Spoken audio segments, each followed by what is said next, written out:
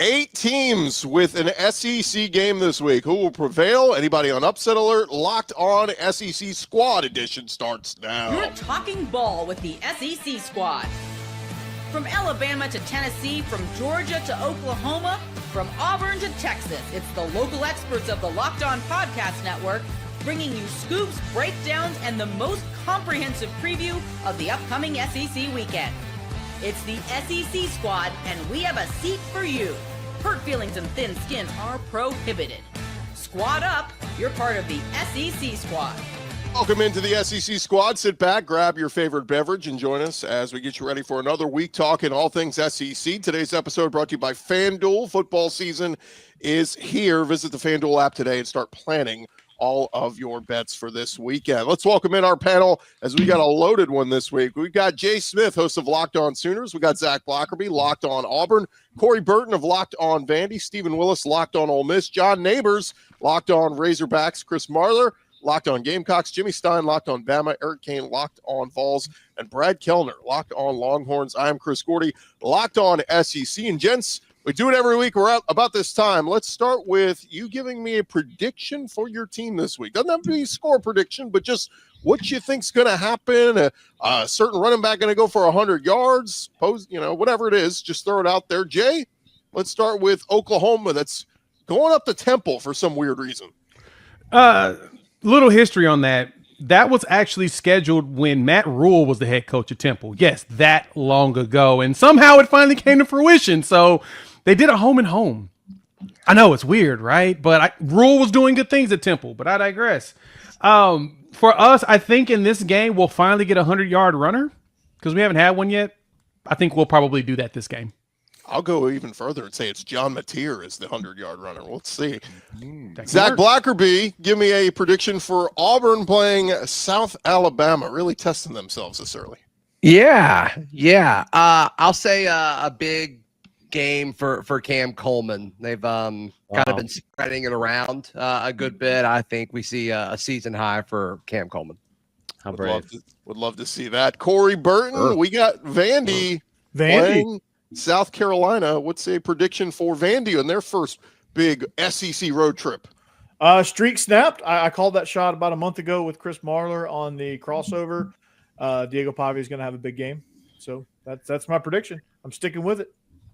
Love it. Not going out on a limb there. That's not crazy to see. Not a crazy limb. Yeah, no. Stephen Willis, your Ole Miss Rebels eked out a win last week against the Lexington Kentucky Wildcats. How about Ole Miss against Arkansas? Austin Simmons will not throw 2 first-quarter interceptions in this game. That is my prediction. That's a good one. He's done it in each of his first 2 games this season. Pretty bold at this rate, yeah. So I like that. That would be good for them. God, I hope he does. I hope he does it. John Neighbors, you do.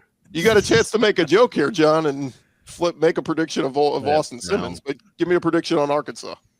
Well, I think Ole Miss is even more overrated than the Grove itself. So it's going to be a pretty interesting matchup. And I think Taylon Green is going to start his Heisman campaign against the Ole Miss Rebels this Saturday.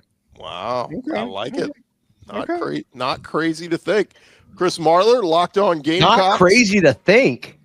No. Hey, Zach, shut up and let's move on instead of starting. I like you. To say not crazy to think? We'll get in a second.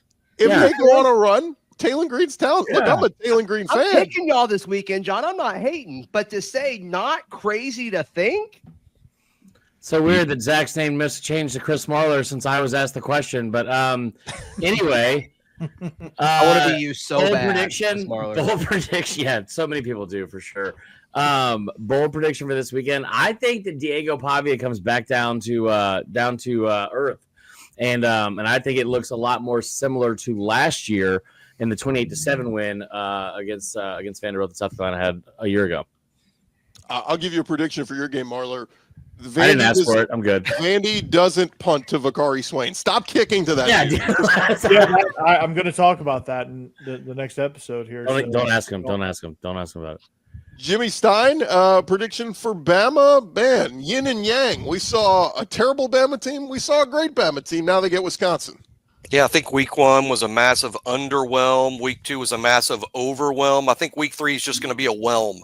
just right in the middle. The line is around 20. I think Alabama wins a boring game by about 20 with Ryan Williams coming back from concussion for a big play. I hadn't seen a big play from Ryan in quite a while. He missed out on all the 73-point fun last week. I think Ryan gets on the board with a big play on Wednesday. Alabama wins right around the number. Is it at Alabama? Yes. Yeah, the cover athlete of the NCAA football video game. Need to see Ryan Williams go off here. Eric Kane, your Vols getting Georgia in town. Give me your prediction.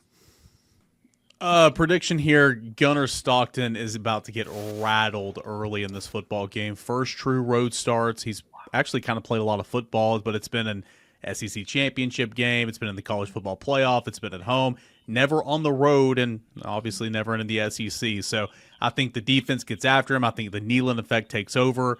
I think that's imperative for Tennessee to pull off this upset. That line's trickling down, though, but give me Gunnar Stockton getting rattled early in this football game. Go Dogs. Brad Kellner, we don't need to see your poop face, but give me No, we do. a thought on Texas. Playing another cupcake this week. Arch Manning probably going to have another big day. Well, my big prediction is Steve Sarkisian won't bring up the faces people make when taking a dump in his post-game press conference. Obviously, he did that in Monday's presser, but I think after the game on Saturday, he's going to refrain from any comments like that. So that's my bold call, Gordy. I saw Marler's reenactment of that video before I saw the actual video, and it was incredible.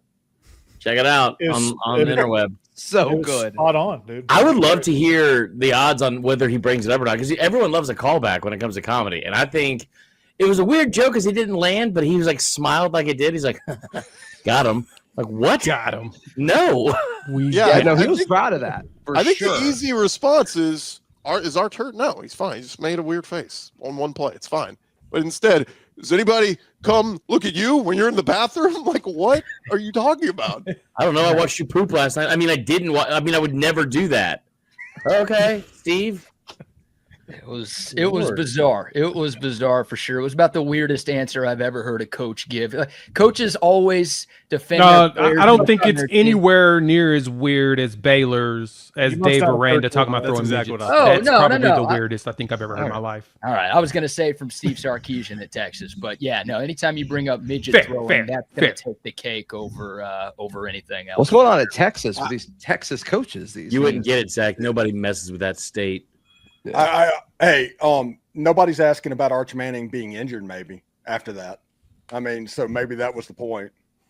Yeah, that's true. Good call. We completely missed it. Yeah. Fellas, let's jump into it because we've got so many games to preview this week. So let's do one of the SEC matchups here. I want to start with Arkansas at Ole Miss because to me this could be the most entertaining game in the SEC because in recent years it has been the most entertaining. These teams for some reason have weird things happen. So John Neighbors, start with you, man.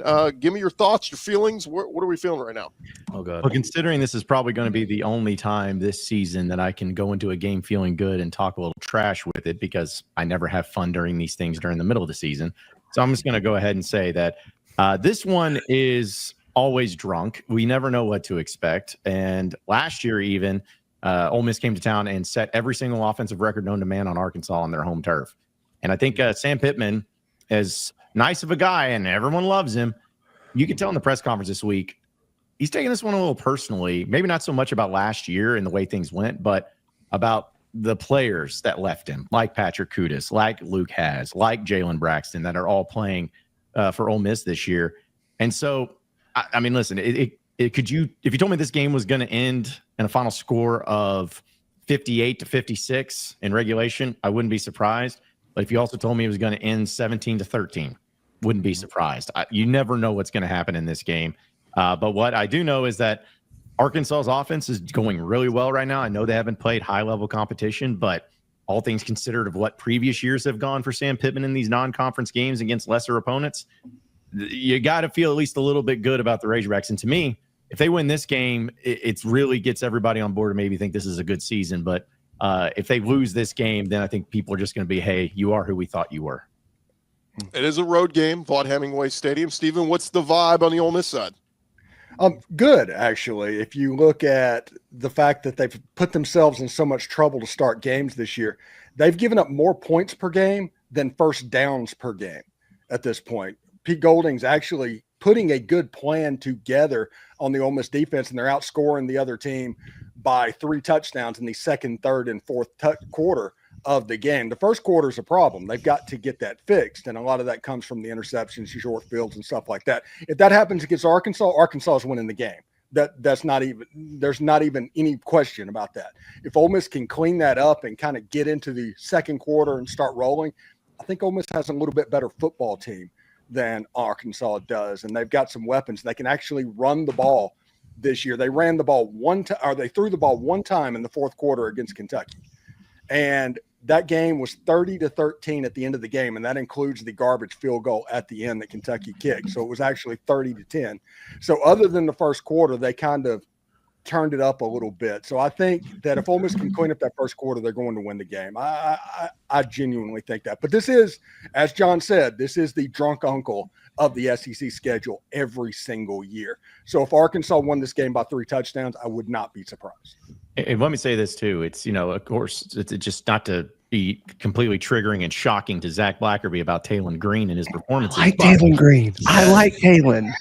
I like him. He's thrown for 10 touchdown passes so far this year in 2 games, which is double what anybody else has done in the SEC. Again, I know the competition, but he's also rushed for another touchdown. That's 11. I mean, listen, he is going to be a guy with Trino offense, as long as he stays healthy, a problem. And to me, just like the whole season, just like in this game, if Taylon Green has a great game, I like his chances. But that's why I feel there's also a really good chance, because of Arkansas's defensive line depth especially and how weak it is, there's going to be a chance that whatever the over is, hammer it. Just keep hammering the over. I think this is going to be a high-scoring affair for both teams. Yeah, I think it's minimum like 42-38 type game. Seriously. Yeah. Over-under set is 60.5, so that makes sense. Vegas agrees. Does that count the first quarter, Steven, or are we doing that in this game?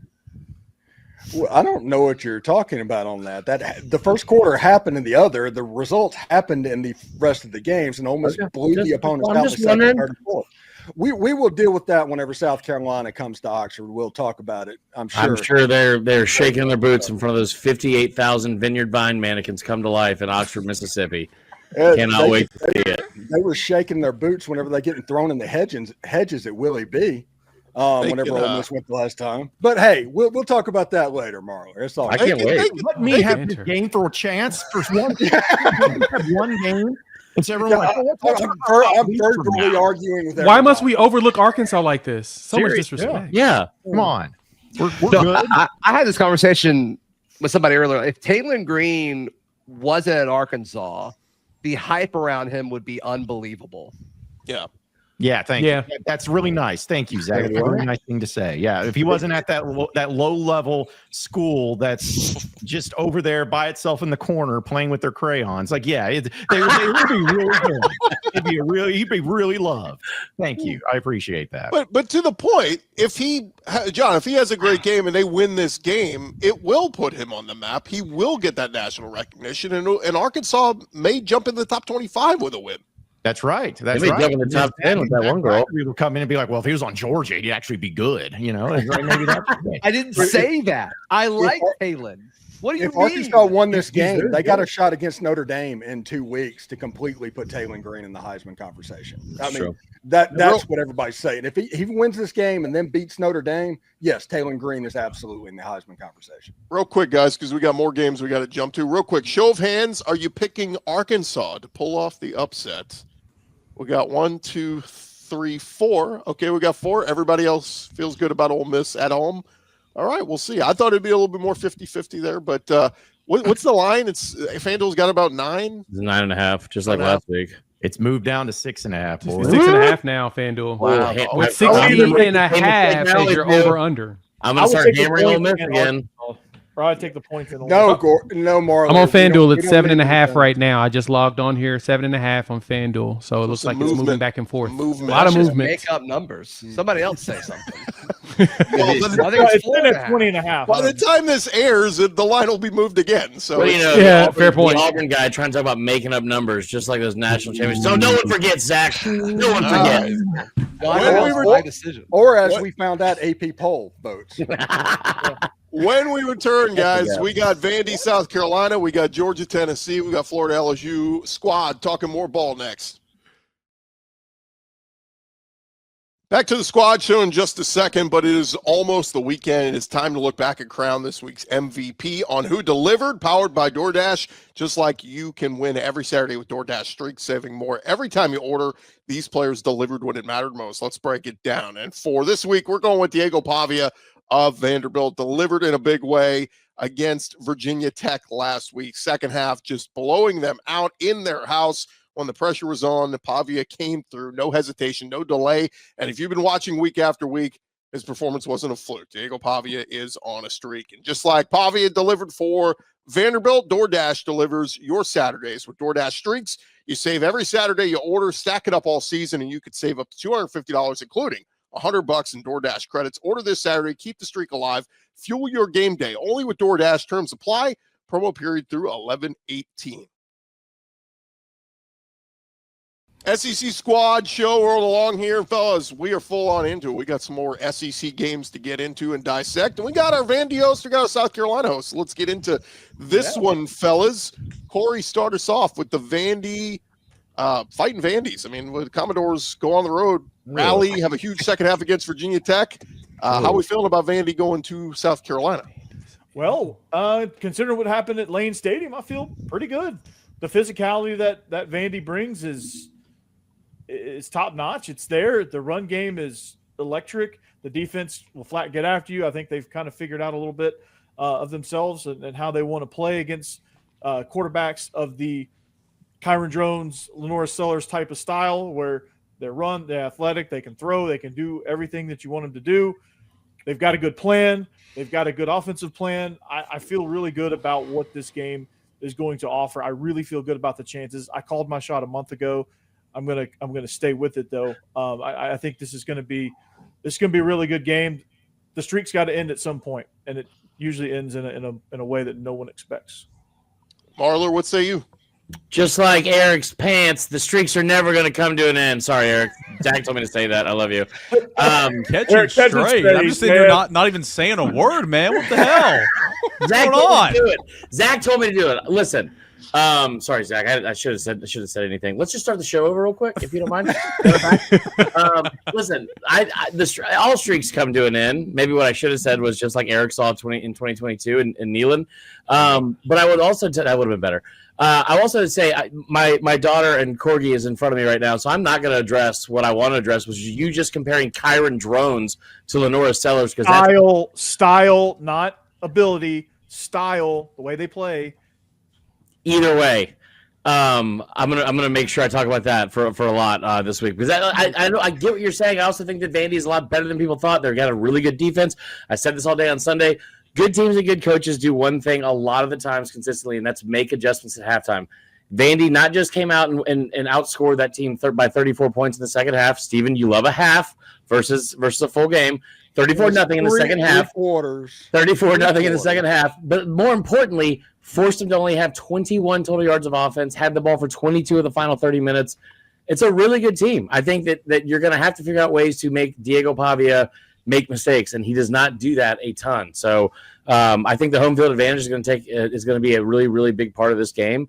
But I think it's going to be. I think this is the best game of the weekend. Georgia, Tennessee, historically best game on the slate. Like LSU, Florida, another incredibly drunk game, just like we see with Arkansas, Ole Miss. There's some really good old school SEC games here on the slate. But I think the most evenly contested game is going to be Vandy and South Carolina. It's going to be really good. Can I bring this up? Crossover is going to be lit, by the way. I'm going to bring this up real quick before the rest of you guys jump in. Can we talk about role reversal, just like stats that blow the mind? I know we're only 2 weeks in, but South Carolina rushing offense ranks 101st in the country, passing offense 104th. Vanderbilt is 27th in rushing offense and 46th in passing offense. The mind blown there that Vandy has had the better offensive showing so far than South Carolina. Did you see South Carolina run the football the last couple of years? We're talking about this season, Marler. Right. I mean, yeah, we said roll reversals. Yeah, that's fair. Sure. Yes. They've struggled, and the struggle with the offensive line has not changed, and that is a major concern. At some point, I'm just going to say, everyone's starting to say it. I think you're going to start seeing it at some point. But Lonnie Teasley is the OL coach. I think he's going to end up taking a backseat to Sean Elliott, and then Sean Elliott's going to take that over because there's no improvement. There's just been no improvement. I know you guys love offensive line and tight ends coach talk, so that's why I brought it up. But I mean, John especially. But yeah, it's bad. I'm going to leave. I got to go. Yeah. They talk about how styles make fights. This game is an absolute of styles make fights. You've got the tempo slowed down with the Vanderbilt Commodores. I think South Carolina is going to try and go quickly against Virginia Tech, their best series when they were running tempo. I think whoever can impose their will on the other team is going to end up winning this game. And same with Virginia Tech. Their best series against Vanderbilt was early on when they went tempo and they drove when they went off the opening kickoff. They had some good tempo. They had some good rhythm. I think if Lenore Sellers can get into that type of rhythm, he's going to be really tough to stop.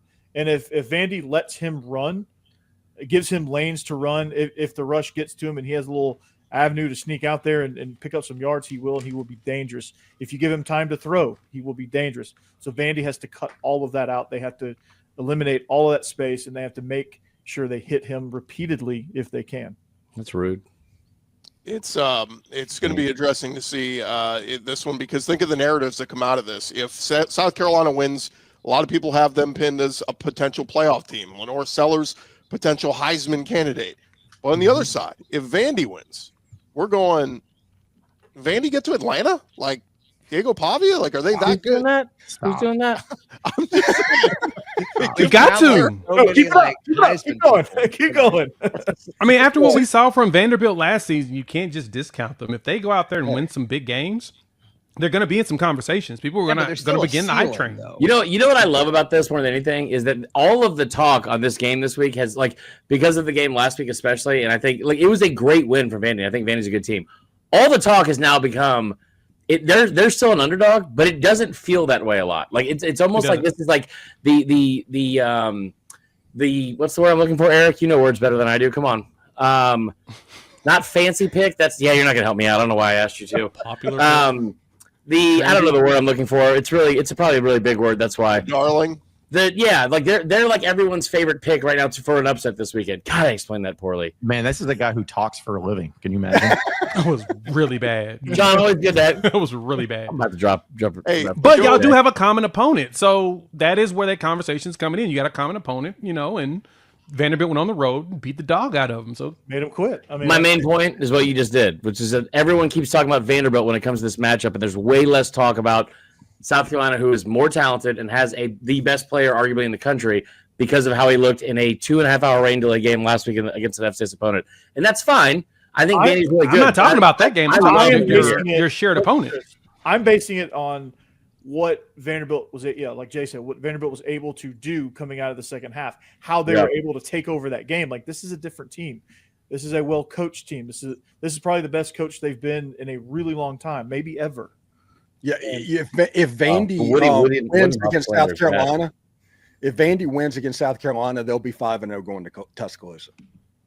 Can you imagine? They'll be 6-0 leaving. And Jimmy, that probably scares the hell out of you as a Bama guy. Well, I think teams all across the SEC are going to be very difficult to beat at home. As a matter of fact, on all these SEC games this weekend, I like the home team to win all 4 of those games, and it's going to be extremely difficult for Alabama to win in Columbia, no doubt. So real quick, raise your hand. Are you taking South Carolina to hold serve at home? We got 1, 2, Eric, 3, just because of what 4, I said. 5. Not all just the rest of you because of what you taking said. 5. The other 5 are taking Vandy. Wow. Okay, so that's a 50-50 game. All right, when we come back, guys, we've got some big ones.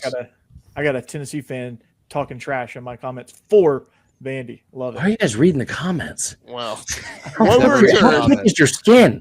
Never read the Tennessee, Georgia, LSU, Florida. We'll touch on those next. Back to the squad in just a second, but Mazda, they craft cars for those who do more than simply move. Mazda delivers confidence with every ride, with more IIHS top safety picks awards than anyone else as of August 2025. From footwork to breathwork, athletes, they sweat all the details. Mazda brings the same intention to how they craft every model. You can feel Japanese craftsmanship in every detail, from the metallic accents to available Napa leather upholstery. You can make everyday drives feel like anything but, from smooth handling to intuitive controls. Like our players, we sweat every detail, because when you make every moment count, impossible becomes irrelevant. Mazda, move and be moved. This episode also brought to you by our friends over at FanDuel. And look, the NFL season, we are into it. And FanDuel is making sure you are ready for kickoff in this week's games with a can't-miss offer.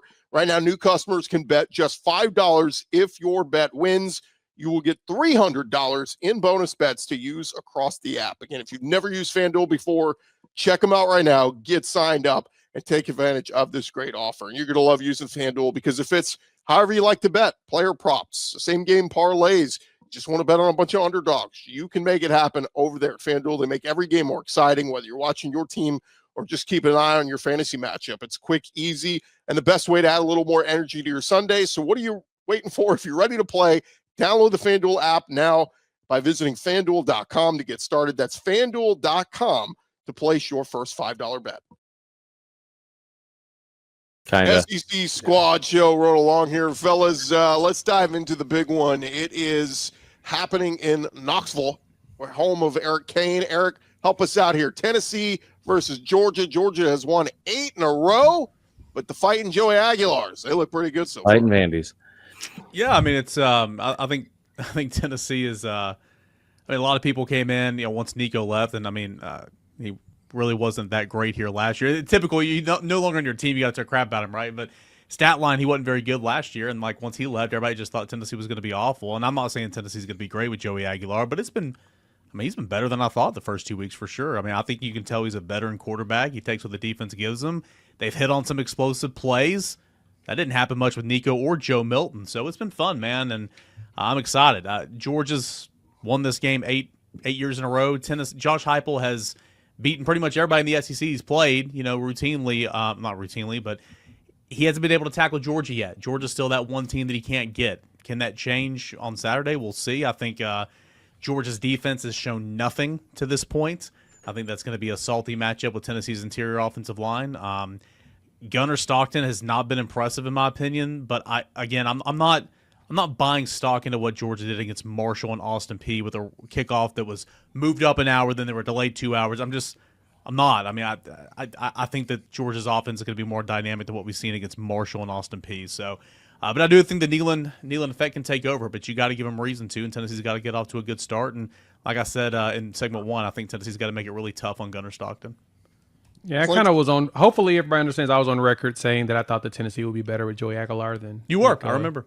I didn't hear that ever. I think you were the only one here. I think I really was. But Joey always came across as a quarterback that, if he had the right tutelage, I thought that he'd be able to be above what the floor is we've given to him. Right. I always feel like he would outperform himself based upon the tutelage, and I think Heupel is a really good coach when it comes to that. And he has shown I think he is going to be a solid quarterback this entire year. He may raise Tennessee's floor a lot more than people expect. Yeah, nice try. Tutelage is not a word, for one. 2, you're welcome. The whole point of I said this over and over in the summer too, Eric. Thank you for not noticing. Is the offense isn't based off of just like being able to have like a 5-star quarterback that shows up in Cookie Monster sweatpants and can throw the ball 1,000 miles, or it's not based on that. It was not like that with Milton. It was not like that with Nico. All you need to do is have somebody be accurate on deep balls, 20 and 30 plus yards on the field. And Aguilar, even without a lot of help from his receivers so far, he's been that. So, yeah, 73-yard bomb to Braylon Staley against Syracuse, a 53-yard touchdown to Mike Matthews against East Tennessee State. Now, I will say that one, it was one of those like, I'm getting pressure, let me just throw it up to my guy and he'll come down with it. I mean, against Georgia, KJ Bolden back there, I mean, that's going to be more difficult. But, to your point, I mean, he's – deep ball accuracy was kind of his thing, coming into Tennessee. That was kind of what he was known for a little bit. Yeah. That was a plus part of his game, and so far here in the early going, it's been nice. And you're gonna have to hit on a couple of those against Georgia. I mean, I think that Tennessee is obviously gonna have to make some plays. I think Tennessee's they ran the football finally in this series. Could not run the football at all in this series until last year. Tennessee ran the football well, but couldn't defend the middle of the field. And so Carson Beck tore him apart. And I think Mike Bobo, I think, Georgia in general is just going to, look at what they did last year and try to duplicate that. Yeah, Clint, for me. Not here. I was going to say, does anybody want to take the Georgia side of here? Yeah, who wants to be Clint? Who wants to do a Clint impression? I'll try to do my best. Brandon, let me tell you something. He'll change his mind 5 minutes after he says anything.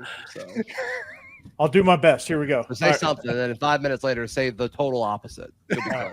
So, Eric, I think with these two quarterbacks, I think honestly, this is going to be the chance for them to really. It's going to be a huge test for both of these guys reading these upper. Like I think Tennessee's going to throw a lot at them. I think Georgia's going to throw a lot at Aguilar, and there's going to be a lot of confusion there. I think this is going to be relatively low scoring because of the defenses and how they play against each Yeah, I other. think the under. I like the under. Yeah, I like the under, and both these quarterbacks, it's going to be, who doesn't make that back-breaking mistake, because both quarterbacks are going to make some mistakes. They're going to each one of them are going to turn the ball over. It's going to look rough at times for both quarterbacks. It's going to be which one doesn't make that just a awful back-breaking mistake. I And I trust think too, thing for I was talking about this with Gordy earlier. Like in this matchup, man, like Kirby, so good with his corners don't ever get called for PI. Yeah. Like they are so physical, especially playing press man. Tennessee's wide receivers have gotten whipped in this series. We're just whipped. Can that change this year? Can Mike Matthews, who is could play safety in the SEC, is his physicality enough to win some of those battles at the line of scrimmage and go make some plays for Joey Aguilar? In 23 and 24, Tennessee's wide receiver, 22 specifically, Tennessee, great season. It was like 1 versus 3, whatever it was, go down to Athens, and Tillman and Keaton and High, they just couldn't get off the line of scrimmage, right? So that is an individual matchup out on the perimeter that I'm watching because it's been one-sided the last couple of years. It rained that year, which is like really unfair for Tennessee. So And another thing, whenever Lane Kiffin used to go up against Alabama, I always used to say, don't get beat by the numbers on the side of the helmet before you even make a play. Mm-hmm. Tennessee has to worry about the G on the side of the helmet and get through that first. If they can do that, they have the talent to beat Georgia. The big thing, I think, Eric, we talked about this the other day. You and I were talking about it off air when we were getting frozen yogurt the other day, unlike you and Gordy's phone call. And what I was going to say was they've scored first in this game every year under Heupel. 4 straight years, 5 straight years in the series. And then something happens, whether it's adjustments, whatever, they kind of fall apart. Like it happened last time they went to Neyland, broke off a long run, I think, in the first play of the game or something like that. So, Jalen Wright. yeah, so they just need to figure out how to be more consistent. Like you don't even need them to score first. You need them to score consistently throughout the game, which sounds so stupid and elementary. But under the tutelage of all the people that are tootling, like that's what you got to do, right, Jay? I know it's only been Tutelage. 2 weeks. It's only been 2 weeks, but Georgia total defense 8th in the country. Tennessee total offense 2nd in the country. That's gonna be awesome. So it's good on good. We'll see. Quick raise of hands. Who's taking the Georgia Bulldogs on the road? 1, 2, Jimmy, 3, you 4, son of a- 5, 6. I love that. What is that? Yay. 3? He's taking I it like home. it. I'm taking Tennessee at home. I'm taking I all like these Tennessee this year, SEC too. teams at home. I just need Tennessee to win, so that way Tennessee's longest losing streak against an SEC opponent becomes Arkansas. That's all I really care about. Good stat there. Real quick, guys, let's hit on some of the other games here. How about LSU Florida? This one certainly lost its luster after Florida loses to USF, but I still think a very dangerous Florida team that, look, if they can find a way to go to Death Valley and beat top 10 LSU, I think you get buy-in back from the fans there in Florida Nation. This game just screams Florida's going to go down there. It's going to be a possession game in the fourth quarter. Like they're going to lose, but like it's going to show everybody like, oh yeah, we're Florida. We have good players too. We have our quarterback's got a high ceiling, all that, and more. After you're losing to USF a week ago, I think they're going to lose. I think it's going to be close. I think that it's going to be one of those remind you who's on your schedule type game, and that being Florida. Yeah, I think Did LSU wins at LSU home, but Florida makes it close, and I think similar scores. I wouldn't be surprised if any of these 4 games is separated by more than 7 points, including Florida at LSU. Is LSU actually down their center this game? He's day to day, so they don't know if he's actually going to play or not. But it's not. There's like reports that it's going to be a tightrope. What's it called? Tightrope surgery or whatever it was that Tua had that one time. Like it's not that. Cedric Tillman had that. He was out. He was 3 pretty weeks. much gone for the season. Like he came Oh, back. so like 6 it won't. weeks It's not that. They list him as day to day the other day. I think just being around it down here in Baton Rouge, I think looking at this game, I think there's a lot of stuff that Florida could take advantage of, and I think they're going to play better and inspired football coming off a loss and coming down here and all that kind of stuff. I also think we haven't seen the best version of LSU with the receivers being as explosive as they could be. There's only 3 pass plays over 20 yards or more this season. I think that changes.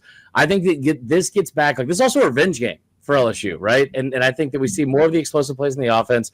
They're down a tight end because Trey'Dez Green's going to be out. I like the fact they got Donovan Green from A&M.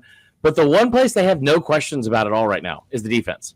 And that's kind of crazy to think about where this LSU team is. And they really don't have any question marks in the secondary. That secondary is legit.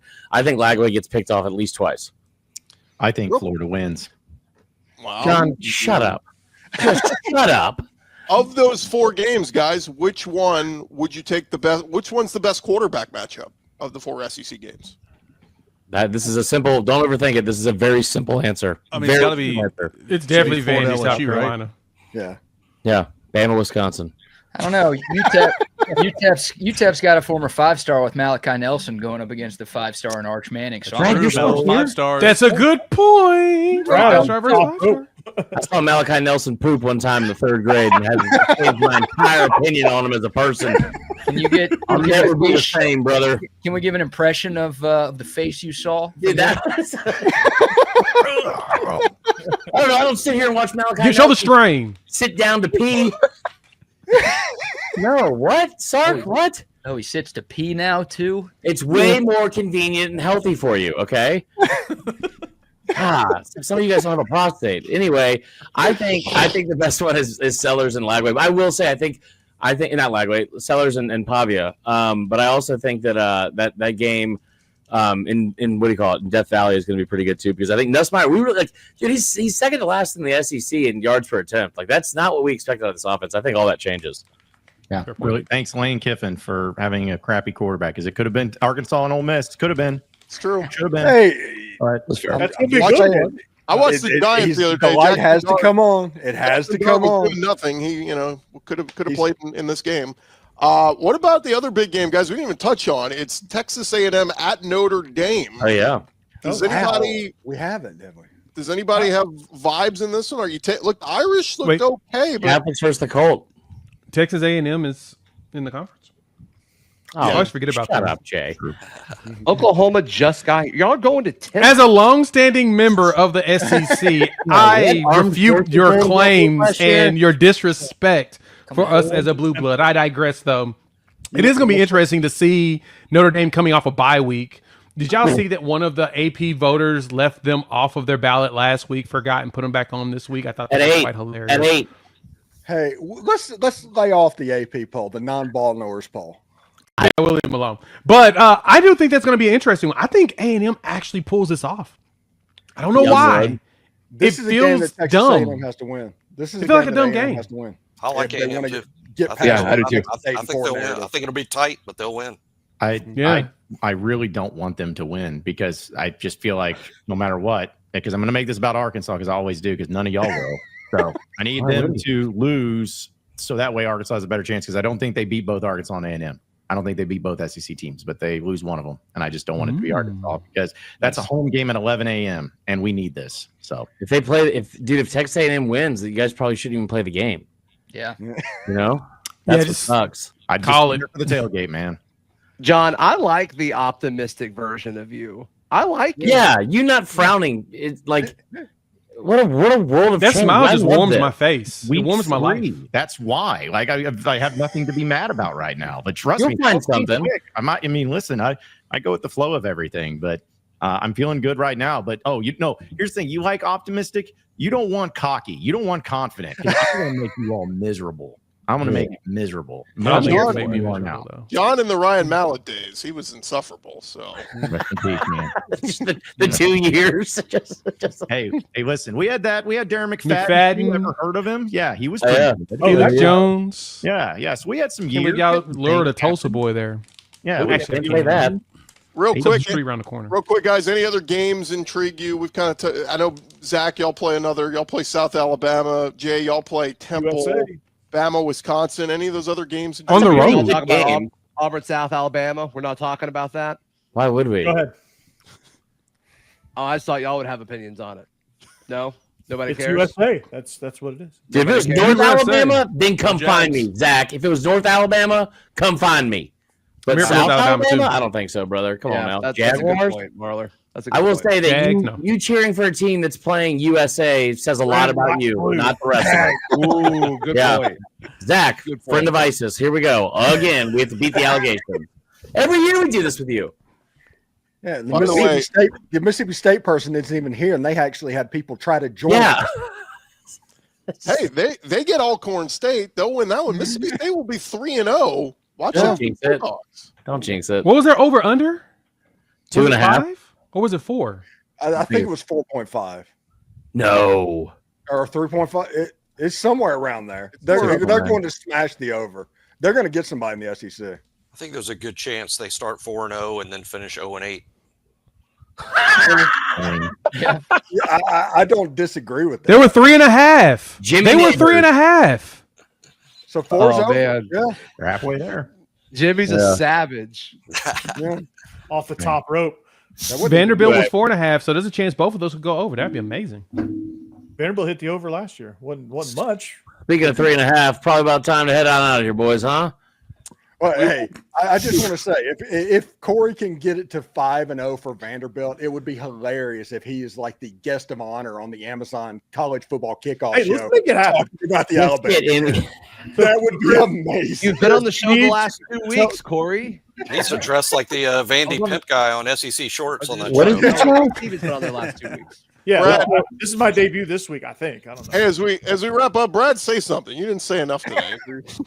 I'm just watching y'all's face to make sure I'm scouting for next time you guys take a dump. You know, this is what we do around Austin now. So if you guys want to send me some pictures after the show, I will take them for Sark. Actually, Brian, I got to no get one out of here sent and me take one of pictures, these, brother. Am I right? Am I right? You get it? Yeah, it means number 2 right there. We will leave it there, Jets. Thanks for making the SEC squad your go-to every week. And hey, remember to follow and subscribe to your favorite SEC show, and we'll have you covered talking all of our teams throughout the rest of the season. Hey, be sure to check out Locked On and Fire TV with the college football preview show every Thursday right there on Fire TV. I'm Chris Gordy for the SEC squad.